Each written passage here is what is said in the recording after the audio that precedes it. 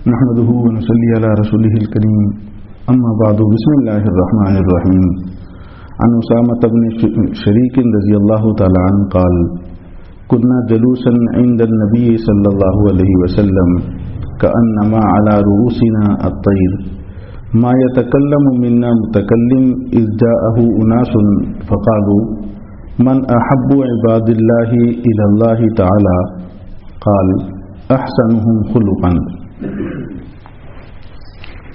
حضرت اسامہ بن شریک رضی اللہ تعالیٰ عنہ سے مروی ہے، فرماتے ہیں کنا جلوسا عند النبی صلی اللہ علیہ وسلم، ہم جناب نبی کریم صلی اللہ علیہ وآلہ وسلم کی خدمت میں بیٹھے ہوتے تھے، کأنما علی رؤوسنا الطیر، گویا کہ ہمارے سروں پر پرندے بیٹھے ہوئے.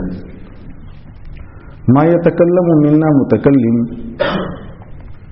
ہم میں سے کوئی بات کرنے والا نہ ہوتا.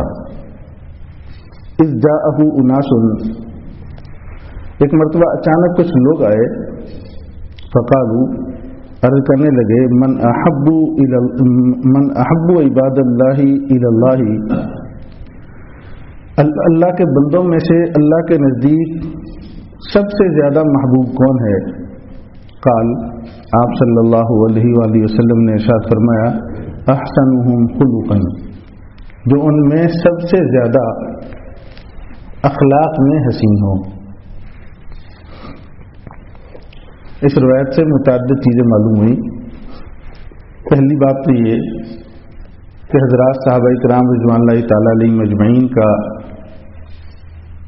ادب دیکھیے کہ جناب نبی کریم صلی اللہ علیہ وآلہ وسلم کا اس درجے ادب کہ اس طرح بالکل بے حس و حرکت بیٹھتے تھے جیسے پرندہ سر پر بیٹھے تو ڈر ہوتا ہے کہ ہلوں گا تو اڑ جائے گا. تو یہ ادب کی بنیاد پر تھا، اور اسی ادب کی بنیاد پر ان حضرات کو اللہ کریم نے اتنے اونچے مقامات عطا فرمائے. جناب نبی کریم صلی اللہ علیہ وآلہ وسلم کے آداب کا حق ادا کر دیا. اور دوسری بات یہ ہے کہ ما یتکلم منا متکلم، بات کی جرت نہیں ہوتی تھی کہ ہم بات کریں.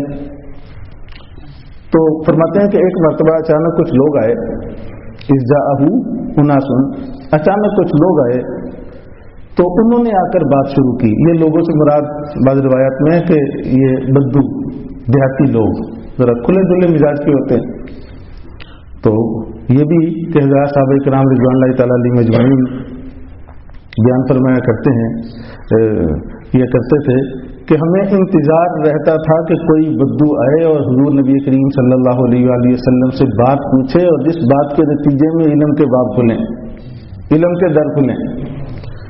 تو وہ چونکہ کھلی دلی طبیعت کے ہوتے ہیں، آ کر سوال کرنے لگے، من احب عباد اللہ الی اللہ تعالی، اللہ تعالیٰ کو اللہ کے بندوں میں سب سے محبوب کون ہے؟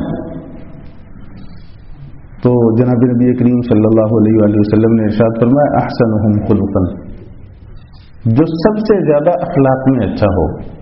اخلاق کی میں پیچھے چونکہ بابی خلق چل رہا ہے وضاحت کرتا آیا ہوں کہ اخلاق سے مراد یہ ہے کہ اس انداز سے زندگی ہو کہ تمہاری زبان عمل سے دوسرے کو تکلیف نہ ہو. اس انداز سے رہا جائے کہ آپ کسی مسلمان کے لیے بلا وجہ تکلیف کا ذریعہ نہ بنے. ہاں، یہ اس طرح کی تکلیف وہ اس سے مراد نہیں ہے کہ آپ صحیح بات بیان کریں اور دوسرے کو تکلیف ہو، حق بات بیان کریں اور دوسرے کو تکلیف ہو، یہ تو تکلیف زیادہ سے ہے. لیکن بلا وجہ آپ کسی کے لیے اذیت کا باعث نہ بنے. میں اصل جو ہے نا ایسے لوگ اللہ کو سب سے زیادہ محبوب ہے. اللہ کریم ہم سب کو اچھے اخلاق نصیب فرمائے.